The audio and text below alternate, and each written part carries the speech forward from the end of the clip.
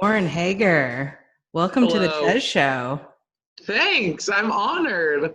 You're just the woman of the hour always on this thing. Really, I think it's all about you. Actually, I the killer wish. combo, chorizo and Hags. Chorizo and eggs. I'll never I forget don't, that. I was trying to explain to someone why that was a thing, and I can't remember why I said that, but I Yeah, can't remember why a lot of things came out of my mouth. you started calling me chorizo, and I think I just kind of naturally went to the combo, chorizo and Hags, There you and go. it just It works worked. for me. It And then works. I see that photo of you and me like high fiving each other. I'm like, aw. It's like I It's want some kind of cute. like inspirational word on top of it, like teamwork. Yeah. Dream, believe. But Exactly, instead, it's exactly. like you high fiving, like, She believed she could, so she did. I'm dead. I'm dead.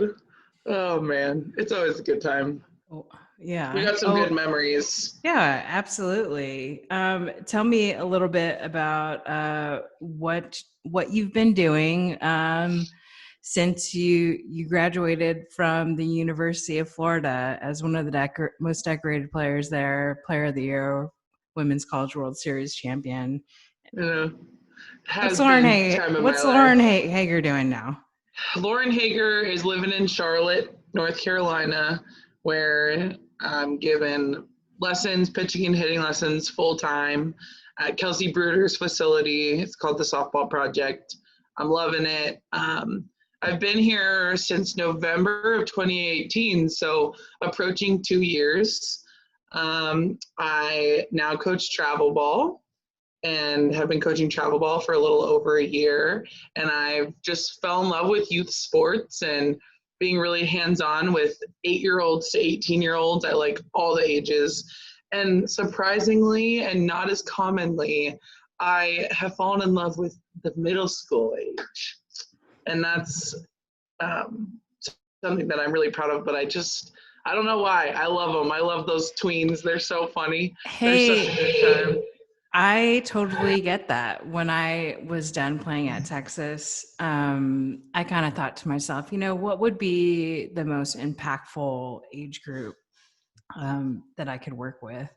Mm-hmm. And you and I know, like going through your middle school years, it might be the worst time, just like the insecurity, the just like not really knowing yourself, like am I good enough, am I pretty, like Yeah. do they like me, just Yeah. like Right.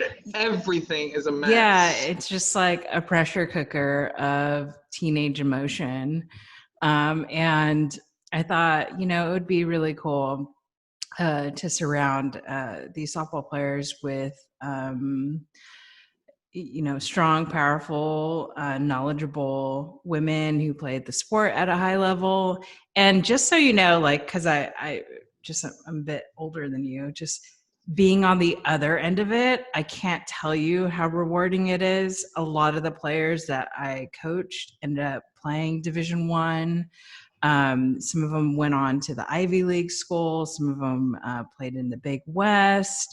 Um, they ended up being truly successful, and a lot of them will come back to me and say that experience was absolutely so impactful in the Right. trajectory of their life. So I commend you for what you're doing because it's so Thank important. you. Thank you. I think right away, like as soon as you graduate and you play at the level that I did play, your expectation is like, okay, like what Division 1 school do you want to be a pitching coach for? And it's like, whoa, like I didn't even know how to do that yet. And then so I just started to give lessons because I was playing professionally still. And to play professionally, you have to have a job where you can like do that in the summertime. And it's not always a thing if you're coaching college or if you're a real teacher or if you're doing a normal job in society. But so I started to give lessons, and then all of a sudden I just like truly fell in love with it. And I think for me, like I go back to being 13, 14-year-old girl who looked completely different than everybody else. My love for softball and how serious I took it was just so different from my peers at school and stuff. And so no one really understood. People made fun of me for it. People weren't understanding. And I didn't have a female who played softball at the level that I wanted to in my reach. Like, I just felt like it was nothing, not that there's anything wrong with dads and men and the baseball and all that kind of thing.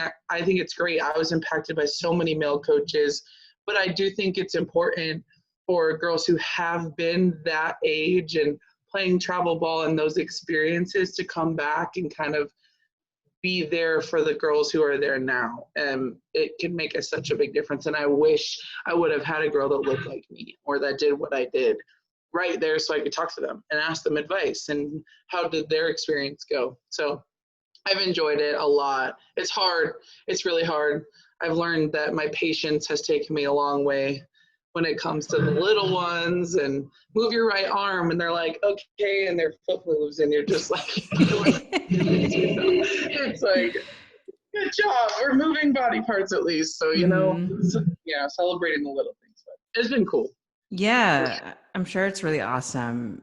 Something that you pointed out, just being, I was, I'm working on these player rankings and I make a list of the top coaches, the top clubs, and then the coaches that are associated with those programs. And it's a pretty long list. And I only had about 2 or 3 female coaches on that list. And just to repeat again, just how important it is for you and Kelsey and a lot of the other softball instructors and club coaches to keep doing what they're doing. Because, I mean, nobody knows the sport better than us. Right. No matter how hard anybody tries, you've just never been a 13-year-old girl playing our sport. No matter how experienced you are, you will never be a 13-year-old girl at any point in your life. So I think that's something to, and I've started to become really confident about that. Like, I mean, just being a female going into a job where like, I don't have as much coaching experience in like the travel ball world as some others. I have experienced a lot and I am confident in what I know.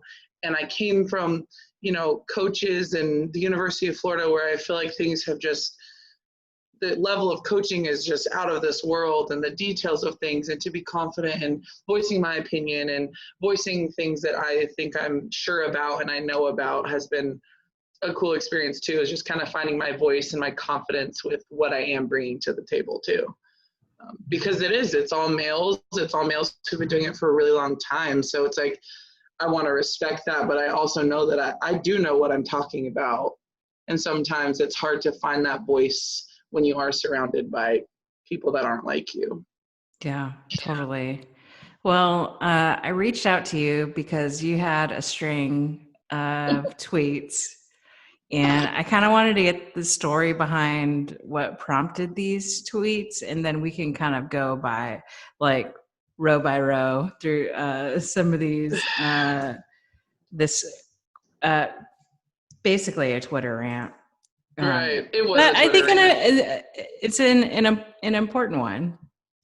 Yeah, I give lessons to girls from all different teams, all different ages, all different levels in my area. So I feel like I have a really good, opinion on what this organization could be like and this one's like, and just in my area in general. And then traveling, our team doesn't really ever play local. So I'm traveling up and down the East Coast, playing a bunch of other different, organizations, big organizations at that. And so it's tryout season. And just the way that some of these people handle that, whether professionally or the parents or the girls, like, it just blows my mind that is acceptable to do and why no one is being held accountable for that. I hear these stories of, yeah, my coach just called me and told me I'm not allowed back, and that was it, and hung the phone up. And I was like, okay, well, why? And then it's like, you haven't been showing progress, or there's just so many of these examples that I can of just talking to parents and players who I see daily Yeah. about it. Coaches, girls saying they're moving on to a different team and coaches hanging up on them. Grown men hanging up the phone on teenage girls because they're trying to make a move that betters themselves as a softball player. Mm-hmm. And those kinds of things that I just cannot wrap my head around, that why that is acceptable to any person on this planet. It blows my mind. Yeah. So tryout season really was the main contributor to those tweets. Yeah.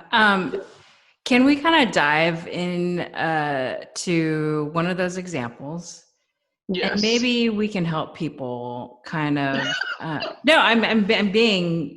Yeah, totally I know. serious. It's just like, how can we look at this situation through a different framework, and how can we better communicate? Because like when I hear you talk about these things, these are really deep seated communication errors that unfortunately end up circling back again, either with another coach, another player, another parent, because that poor behavior gives somebody basically the permission to act poorly to other people. And we really need to kind of like stop that kind of train of behavior. Do you mind? I mean, not at all. We can even do a little role playing if you want. We really need an example. Yeah. I can call you up right now and we can go through this together. Okay.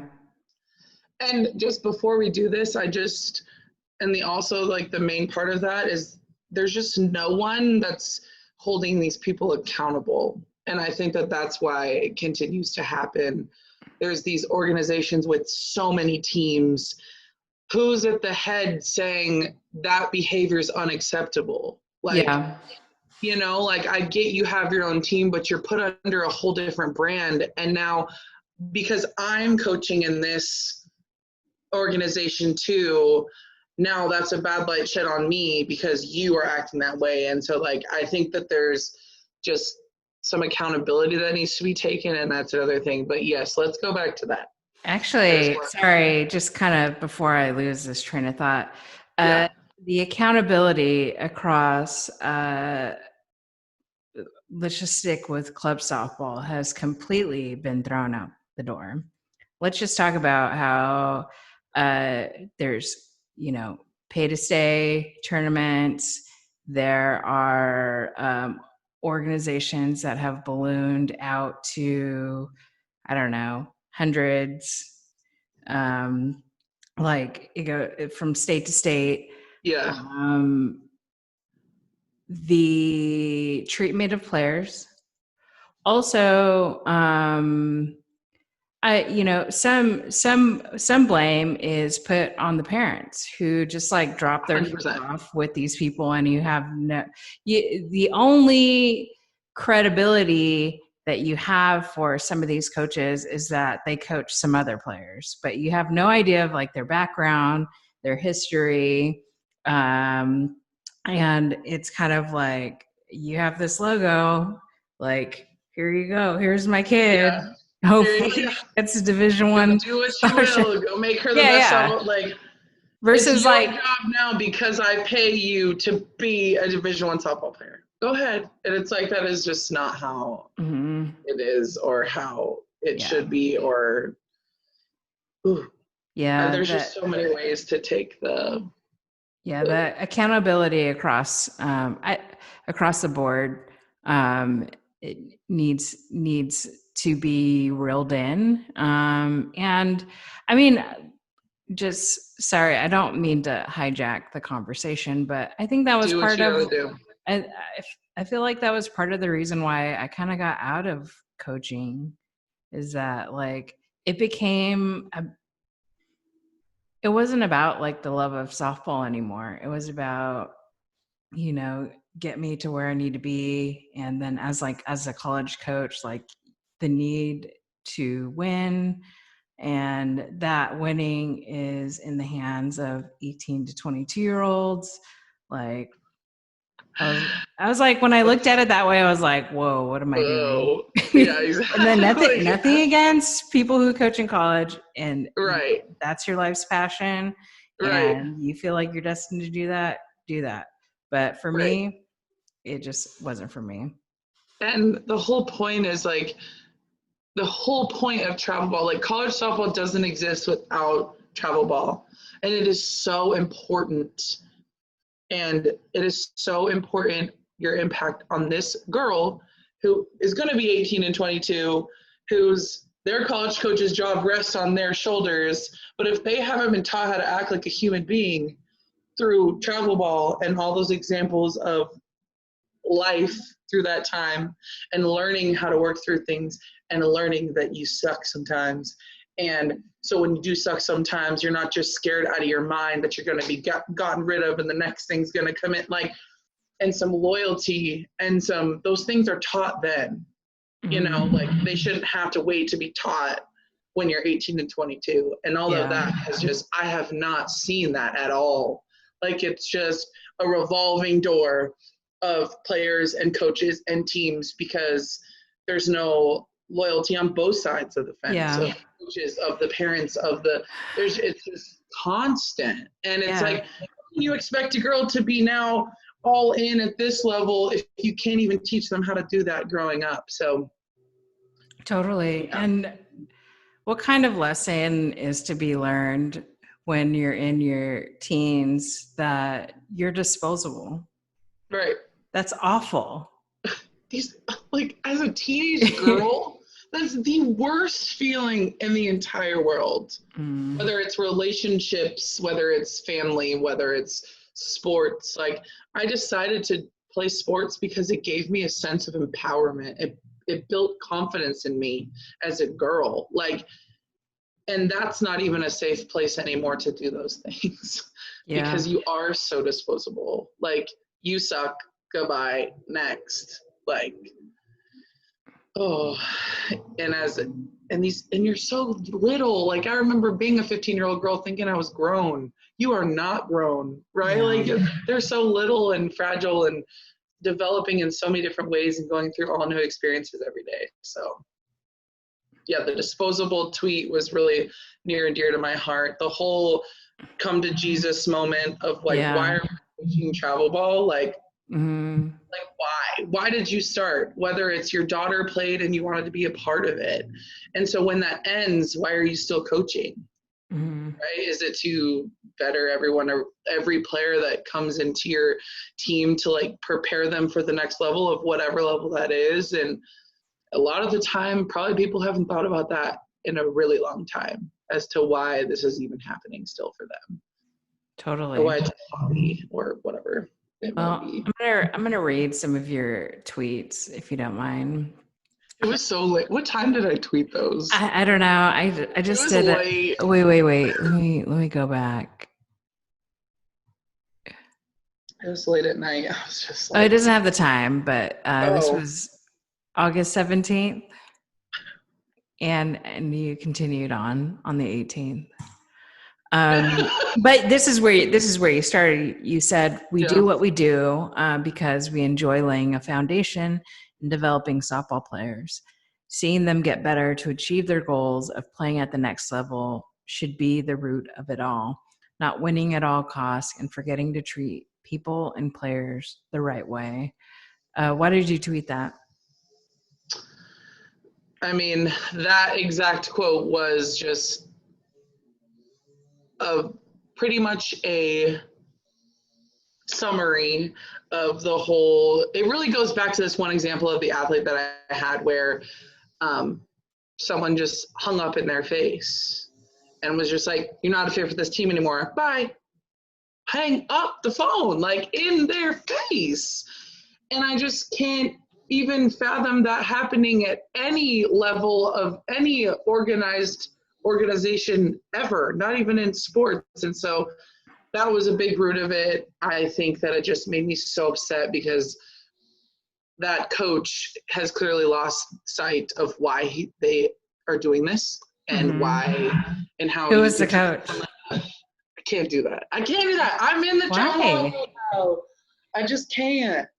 You said And accountability. I don't know specifically. I just know the example of like when the girl came into lessons and was like, well, I got cut for my team. And I was like, and not to mention this girl has gotten in the last 3 or 4 months, she has progressed and gotten so much better in this amount of time than she has in the year and a half that I've worked with her.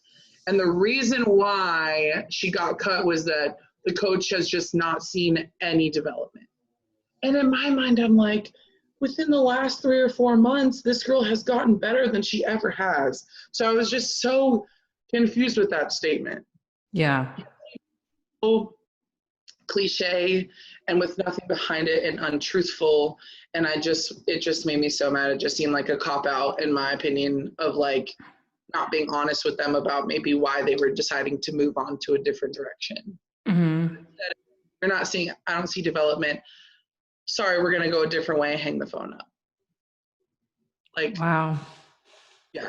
And not to mention she's a junior this year and finding a new team, it's hard. And then she's wanting to go to college and now she has to start over with someone else. And that's just not, the timing of it was horrible. And I don't know, it just made me so mad in that sense of just. Yeah, totally. Let's start with your player. So obviously something really traumatic just happened and shocking to say the least.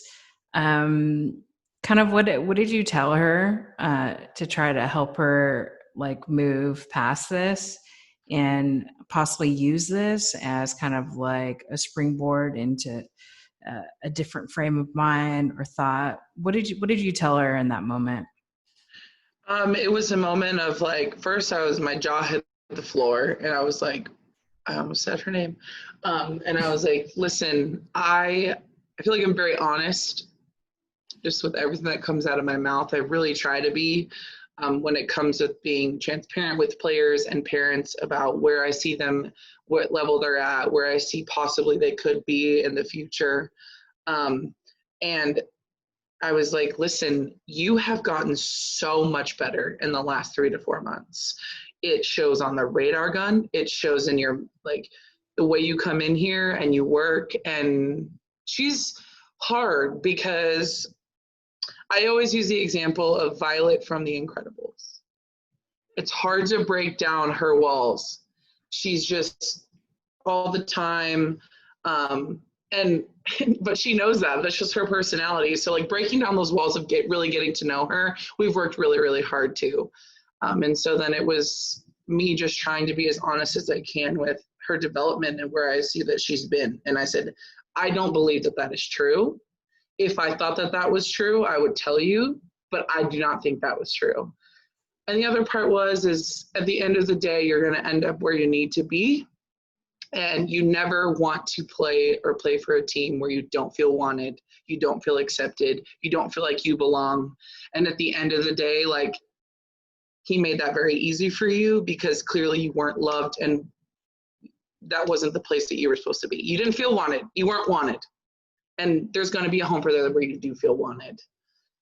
And that was just my initial speech that I gave her. And then we continued with our lesson. And I mean, I asked if I could do anything and it just kind of went on from there. And she was going to a couple more tryouts. So I'll see her this week and get to talk to her about an update. But I was just like, what just happened to you?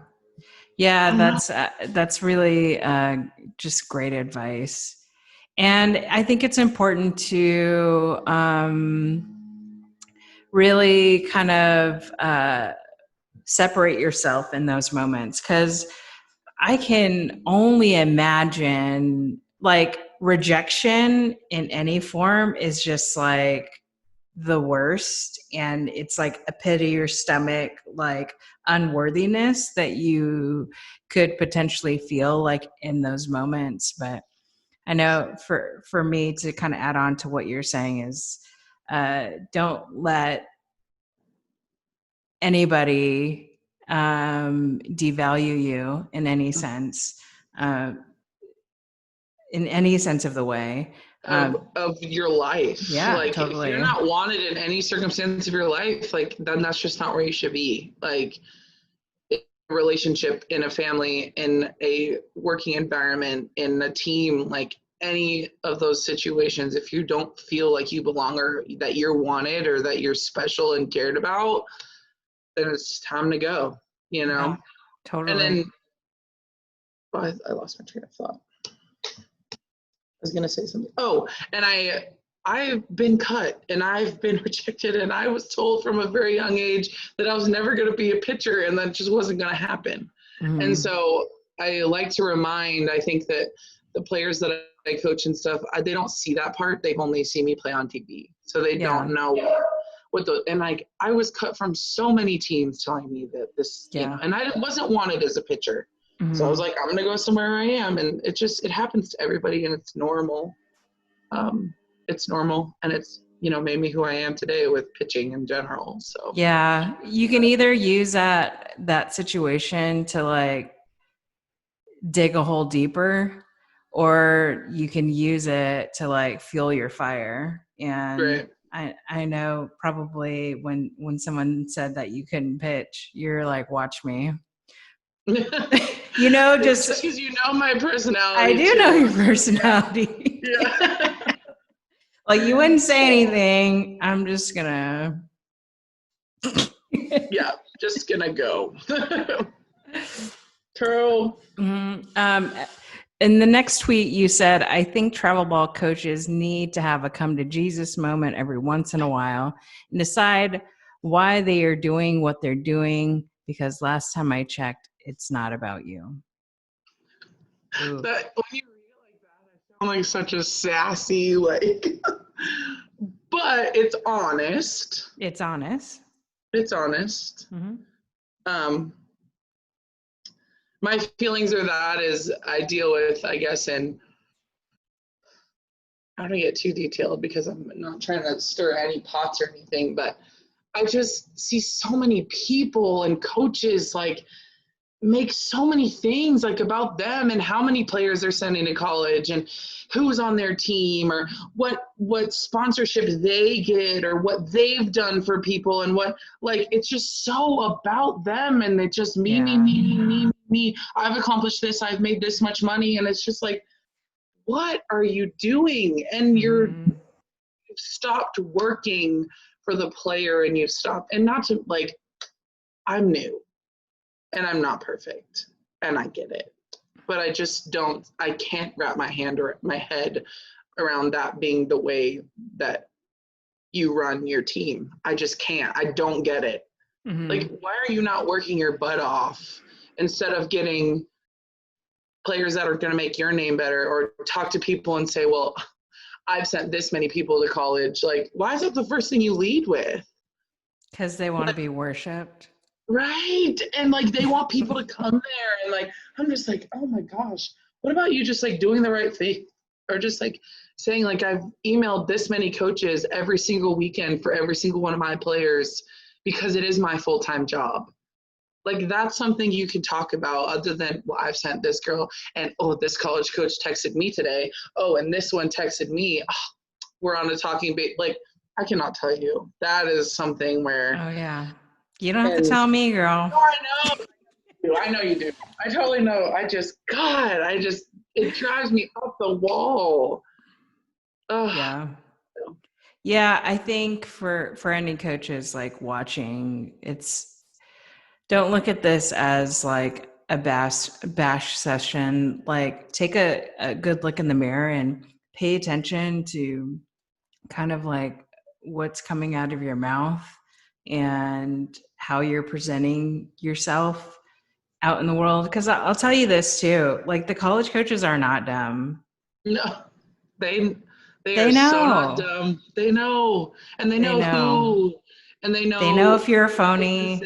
Yeah, they know what they can say to you. They know what they don't share with you. Like, they do know, and they watch. If they're not liking your tweets, that doesn't mean they don't see them. Like, and if they're not liking videos of your play, they see every single one of them, and they listen and they observe, and they, I don't know, and they know that you can read a room and know when to approach them and know when to not to approach them. And I don't know, they do know.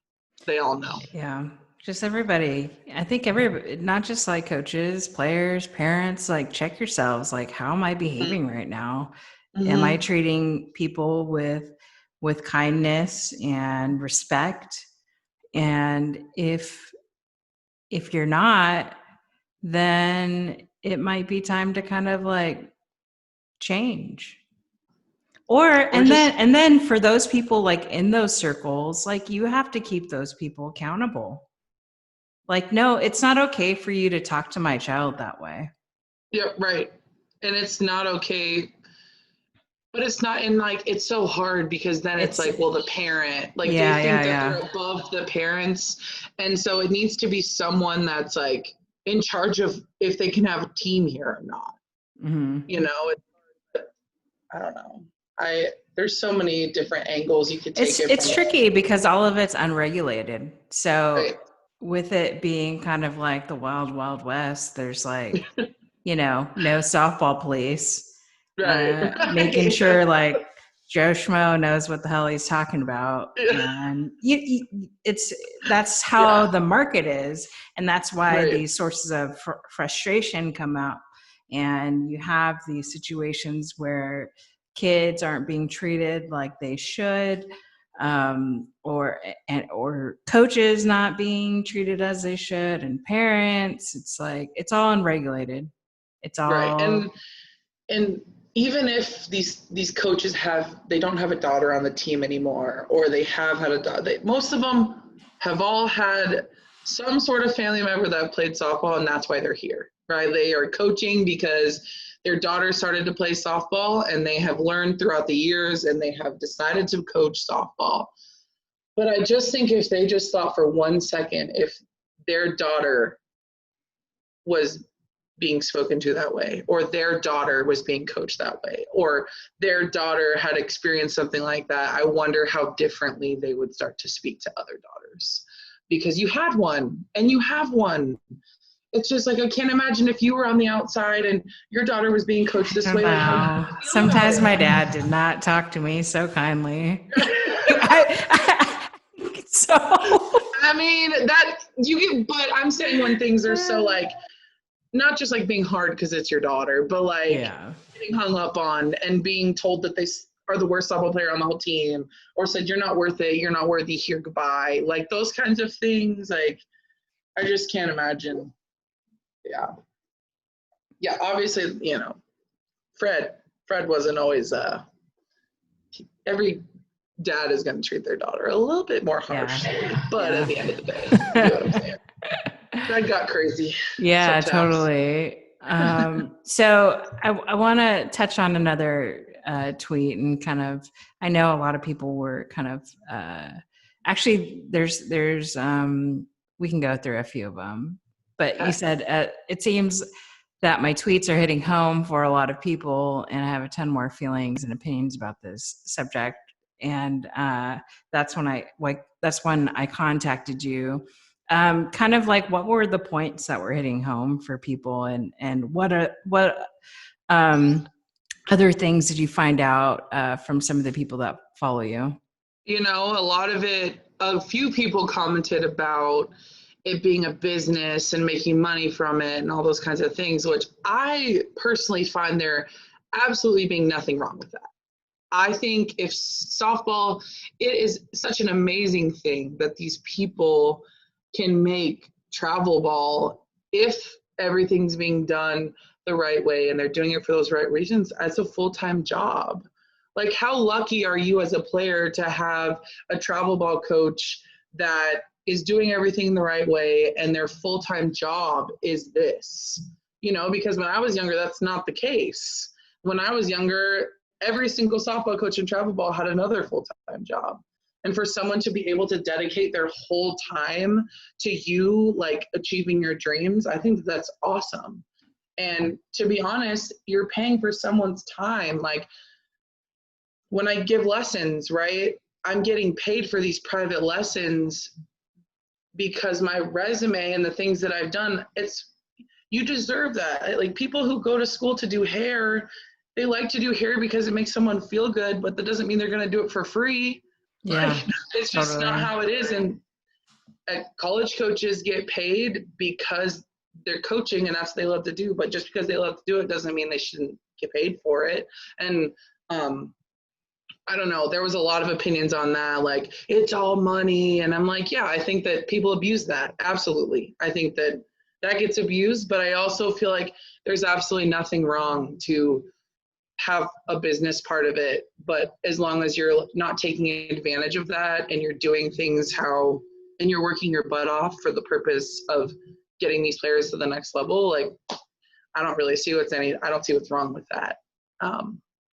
And I got a few of those comments of people like saying how you shouldn't get paid. Like, you're right. I should do all of this for free. And you should do your job for free.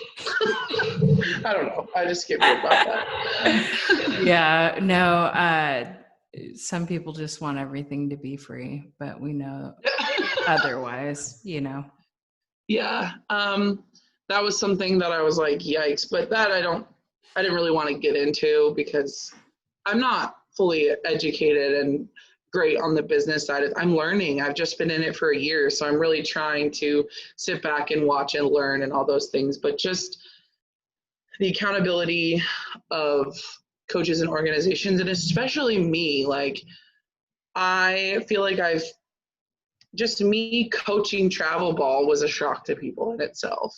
And then me putting myself behind a brand and something that I feel like I've tried to make myself proud of is I'm not a hypocrite. If I believe that something is wrong, I don't want to represent that, or I don't want to put out an Instagram ad because someone's willing to give me free things. If I don't like it, I'm not going to do it. And so when I put my name on the organization that I decided to, it matters to me. And I want to promote it, and I want people to come play for us because things are done the right way. I don't want anything else. And when I see those experiences of other organizations, and even a few in our, like, no one's perfect, right? Like, I just have felt that it's so hard for me to sit back and be like, why is this okay? Because now they're getting, Lauren's team or Team NC, whatever, is like all like the others. And that's just not true. And it makes me really passionate about it. And I just really believe in the team that I coach for is just unbelievable. The head coach is unbelievable. The time that the parents, the girls are unbelievable. We have returned all 15 players this season. There's something to be said for that, and it matters. And I'm really proud of the team that I coach for. And when I get passionate and proud, it just comes out in tweets. I get feels. So anyway, that was a lot of it too. Long story short, but I'd like to ask you about a couple more things. Okay. You said if you're a guest player, if you guest play, and you play your guest players. Hold on, I'm butchering this. If you're I probably guest wrote it wrong. Players more than the players who you choose to be on your team and who pay and choose to have you coach them, then winning is probably more important to you than people. It's pretty obvious. That happened? Yeah. Oh yeah. I see it all the time. I see first of all, guest playing wasn't a thing when I played. And so again, softball changes and that's okay. And I understand the guest playing situation. It's amazing that there are so many players that does happen, right? Like in the grand scheme of things, it's cool that there are so many players playing, that there are guest players from whatever. But it happens all the time. Like, you're playing a team in Florida. That's all I'm saying. Well, you're in Florida. And it was like the third batter was a guest player. The shortstop was a guest player. The center fielder was a guest player. The second base, and I'm like, you have 18 girls sitting in your dugout. Why do you have guest players playing unless there's obviously like situations to that where your two shortstops couldn't make it. You need a guest player, you need someone to play. Or you are down a pitcher that weekend because she has something to do. I get it. You can't just go through a tournament with two pitchers. Or if there's a person in your organization that a college coach has reached out and been like, I really would like to see them play. Can they play for your team this weekend? Different. There's always those situations, but when it's just because she's not playing a tournament and she's really good, so I'm going to ask her to play in mine, when you clearly have 18 players or whatever in your dugout, like what is the point? Yeah. And time to leave that team. I just don't, and it happens all the time. Yeah. All the time. Oh, we're guest playing her. I'm like, what happened to the shortstop that you chose to be on your team, that made your team, that is paying you to coach them? Like, oh, I don't know. So that happened too. Yeah. It became just about like, what can I do to win? Obviously, you want to win. No one likes to lose. And obviously winning means a lot. Like in sports, like in general, we wouldn't keep score. Like winning means a lot, but it's like, to what extent are you willing to win when you're making so many people unhappy? Like it just doesn't make sense to me. Yeah. And just not treating your people, your family, with the respect that they deserve. All right, let's get into one more. I love this one. Time one. This is I skipped over that one. But I feel like we kind of covered it in a separate conversation. Yeah. You said step 1, be transparent with parents about playing time and where you see their kid fitting into your team. It then becomes the parent's decision to stay or leave. Step 2, never discuss playing time again with parents. It will only be discussed if a player has questions. I love those 2 points. But can you kind of elaborate why you wrote those 2 points? Because isn't any like the number one reason why people are usually unhappy in any situation there are is my kid's not playing, or they're not playing enough, or they should be playing all the time, every inning, every single day. And it's like, I just think as a coach, it's your responsibility to be as transparent as you can with these people as soon as they join your team, and not to just woo them and say, oh, your kid's going to play all the time, then they don't. Now we have problems, right? Just to get them there. Kevin, who runs our team, I just have admired him so much for that, because in college, that's what happens. Like you don't see, it's a coach to player conversation, and not saying that it's the same because these girls are young, but that is when it is the parent's decision at the very beginning. Before you join our team, your daughter is going to be the third catcher. She's going to catch a few innings a weekend. She will hit this much. Now there's always time to earn more. If your daughter's killing it and she's hitting 500 on the weekend, I'm not going to pull her out of the lineup, but to understand the rotation of where she sits in with the starting 9, this is where it is. So it now becomes the parents' decision whether they want to stay and have that, or if they want to go somewhere else, well, she might get more. So that if you decide to stay, you no longer have the right to complain about how much your kid is playing, in my opinion, unless someone's being treated unfairly and they're going against what they said in the beginning. Different. Mm-hmm. And so the way that we run things is like, our coach does not discuss playing time. It does not take phone calls about playing time. If a kid has a question about playing time, they are more than welcome to ask questions and to ask, what can I do? To ask why, like giving them sort of that power instead of it being mom or dad always calling these, coaches about it. But I don't think if you're honest and transparent about it at the beginning, then that's going to ever be a standard of, you can't call me. Well, you lied. So yes, I can. I don't know. Yeah, no, I love, go ahead. Sorry. It's just one, be honest. And then it seems like things just become a little bit easier. Totally. But I love how the onus is also on the player to communicate. It's very difficult and hard for players to have those types of conversations, but that lesson is so incredibly important. Even if it's like a completely botched conversation the first time around, like you learn so much just having that dialogue with your coach. right. But also a lot of the reason why they don't is because they don't feel safe to. You don't feel safe to approach a teenage girl's not going to do that. Mm-hmm. Or if they think they don't have their best interest at heart, or they think they're going to use it against them in any way, I'm not talking to my coach, right? So it's like, it goes both ways of the coach has to be approachable, and the coach has to be kind and all of those things when a teenage girl does bring up the courage to ask you about those hard questions. It's not safe. They're not going to want to. Absolutely.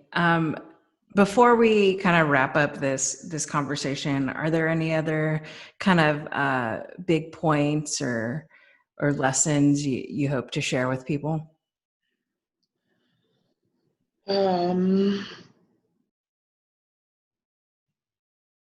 I feel like I had some. I should have written some down, but I was like, oh, I want to touch on that. I feel like we've touched on a lot of them, on a lot of my ranting situations. I don't know, just the being accountable thing, treating people the right way. I literally, tryout season's been tough this year for a lot of girls, and it just has really sparked all of these things. But no, I would say no. I feel pretty good about what I've said, and there's a home for everyone, and you need to be honest, I think, with kids and where their level of play is going to end up. Mm-hmm. I think that's kind of hard too, is like, if I get on this team, I'm going to be a Division I softball player.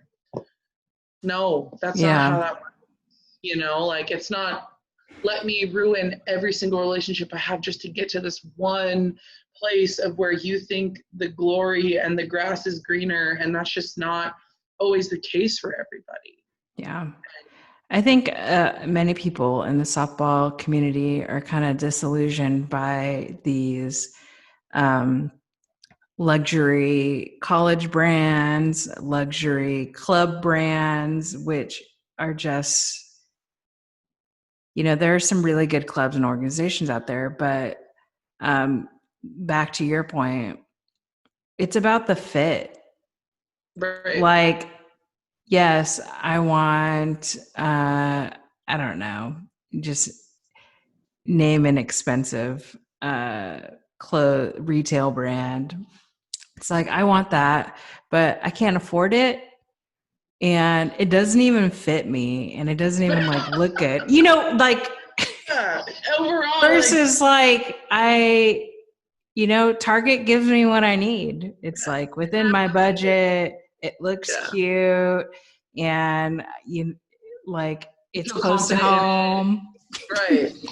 Yeah, are you talking about college or Target? I'm not sure. Exactly. But I'm drawing that comparison absolutely. We need to check ourselves and not kind of view whether it be colleges, Division I, as these luxury brands, and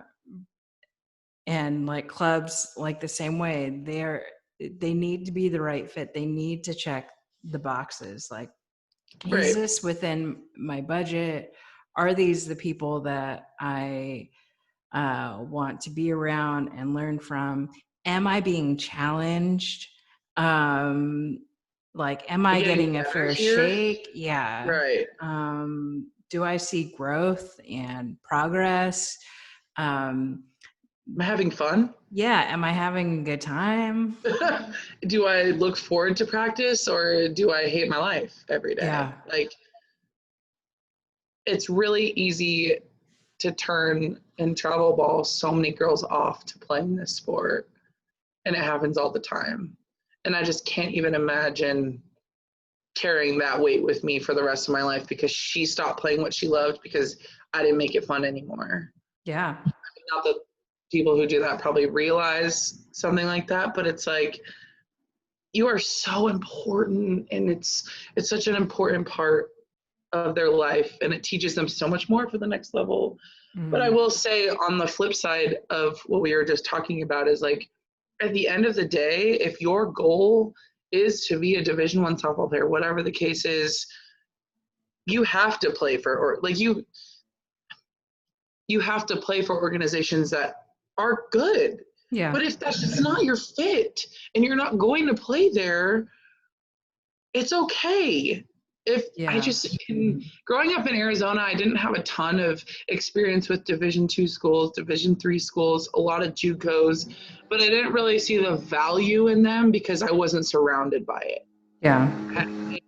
Of a GCU, I didn't have any Division II private schools that are so much money that your education is just unbelievable from. Yeah. And play softball doing it, like you just. And I get to study abroad, and I used to be a nurse, like whatever that is for you. There's a travel ball team that fits that, and there's a travel ball team that does have a great relationship with the best D2 schools, D3 schools, like. There is that travel ball team out there for you too. You don't have to be on the, and but like my goal was to play Division I softball at the highest level, but I worked like it. Same. I did. I worked like it. And so. You were like top 5 every tournament, Right. Yeah. I mean, but I did get cut. Don't forget that. So that's good. Anyway, but there is something to be said for playing for big organizations.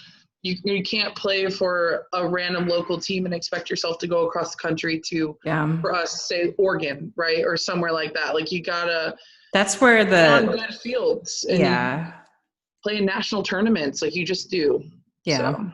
That's where we talk about fit. And if the talent is not challenging you, because that's just as important as the coach challenging you with play. Like you need players who are better than you in certain areas of the game, because like that unknowingly makes you a lot better. And that's the benefit of playing on great teams. I want to ask you about, you've been working with a lot of I'm sure, talking with parents and players during this whole time of COVID. What do you see as like their greatest concern that you keep hearing over and over again? From COVID, I think that I've heard it more in like the girls who are 2022s and older. I feel like that's affected them a ton with the whole, just recruiting of these coaches being able to be at tournaments. Like we have done everything through a YouTube channel all summer, and which is so weird that there's no college coaches like in the stands. We're young. We're mainly 23s, 24s, and a 25. We're in our first year of 16U. And so we're very young. So we're fortunate for that COVID hasn't affected us. There's still time for them. There's still time next year, hopefully, when coaches are able to come to tournaments and these schools are able to come out and actually recruit. But I feel like in the travel ball world, and what I've heard the most is just the older ones, the 2022s and up. It's like, I'm still not committed. It's hard to watch someone on a camera. It's not the same. You miss the little things. You miss what college coaches are looking for, how you treat your mom, how you do all those things that they say. They can't see those on a YouTube channel, And so I think that that's been really hard for them. But for us specifically, like we've had pretty much a regular summer schedule. We've had tournaments. We've traveled. Now we drive to these places, so it's a little bit different. It was going to be our first year at PGF in Huntington this summer, but obviously that got canceled, and so that was an experience I wish the girls could have had. But it really hasn't affected our team too much, luckily. But in the grand scheme of things, it's definitely affected the older girls. Like they panic. They're like, what do I do? Like, this coach can't come and watch me. Like, they wanted to, but now they can't. They can only see me online. It's just not the same. And there's that little panic button happening, I think, for the most part. Yeah. I think on the other end, for the college coach, they're in the same boat. They can't rush to make decisions over That's true. a YouTube channel. Right. It's just so I think there's some comfort to be had there. Yes, there will probably be some 22s committing this fall. They are also probably a really small percentage of the softball population. I think you just got to stay within what you can control, and that's like sharpening your skills, shooting videos of you hitting off of live, hitting off a tee, just creating those like kind of compilations, if you will. Right.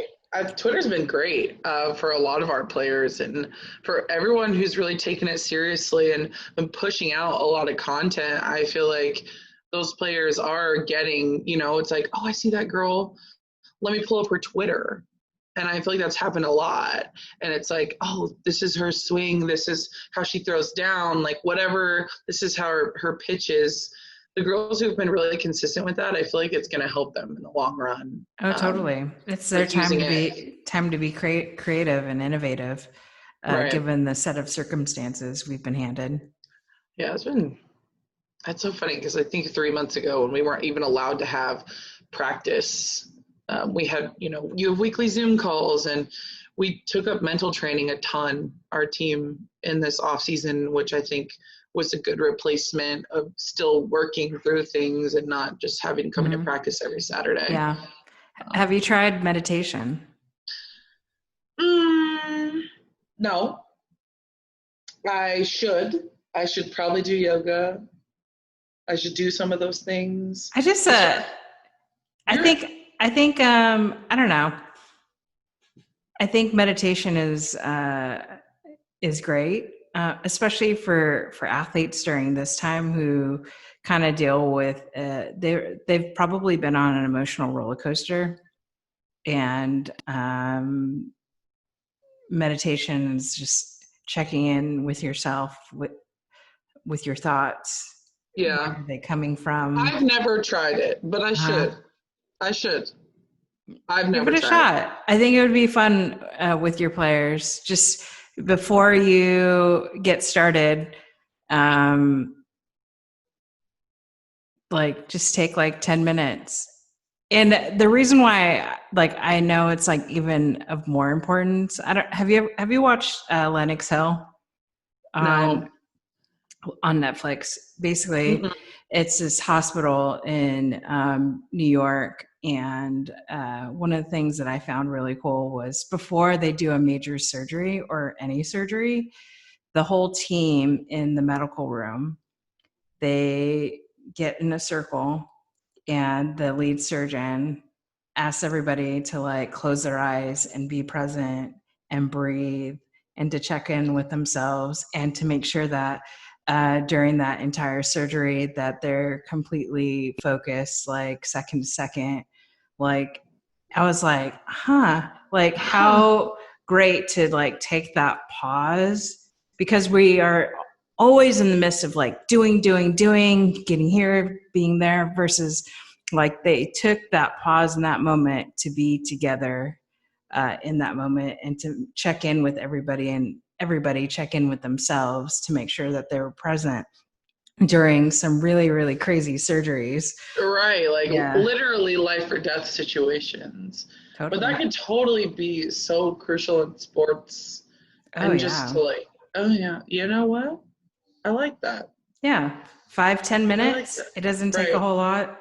And it's not going to be earth shattering. at first, but it's like hitting the pause button and refocusing, like be present, be now, be like whatever was bothering you before practice. Yeah, drop it. After practice, last let game, it go. It's time to just restart, which is actually, and physical things, I've had to work a lot my whole life on like breathing and doing those kinds of things, because it's always been so hard for me when it comes to mental training to like visualize and put a quote on my mirror and like do those kinds of things. Yeah. But the physical, just action of taking a deep breath really makes such a huge difference, especially in teams. Like if they could learn how to do that now. Yeah, right. Okay. It's like, how's my breathing when I'm so frustrated and angry right now? Right. Or I'm sad, or I can't breathe because I'm crying, or in this moment right now in the batter's box, like being able to recognize that. But if you never practice it, it's hard to kind of recognize those things. Totally. Cool. Well, I've really enjoyed our conversation, and I miss you. I miss you too. I haven't talked to you in so long. I know. I'm just glad you're doing so good, and I'm glad I'm not in Texas because it's hot, but it's okay. Well, how's everything with, I guess we could talk after, but FloSoftball, how's it going? Yeah, I mean, good? We had PGF canceled, and that's a big, the 4th of July canceled, but that was a bummer. But we've been dealt this hand, and we're gonna be innovative and creative in this space, and continue to give people great content. And hopefully, fingers crossed, a pretty cool event this fall. We're just like in the very early stages. I can't really discuss any more of that. Yeah. But well, cool. Yeah. Well, I'm so glad that you joined us or joined me on the Chez Show, and I thank you. Where can people follow you? Follow me personally, Haeger17 for everything. You'll find obvious links to where my travel ball team is and where I work and stuff like that. I incorporate that into my personal Instagram and stuff like that. Twitter, same. But our team is Team NC Hind, and they're a bunch of little ballers, and they're good people, and they're fun, and they're funny, and I'm really excited to see what they do, and they deserve a lot as humans and as players. They really commit, so I'm excited to have them get some attention. And they're just little, but I'm just so excited. They're so little. I always forget, like, oh gosh, I forget, like, you're 14. This conversation, I'm so sorry. Even just anyway. But well, cool. Thank you for joining the show. Thanks for having me. It was a great time.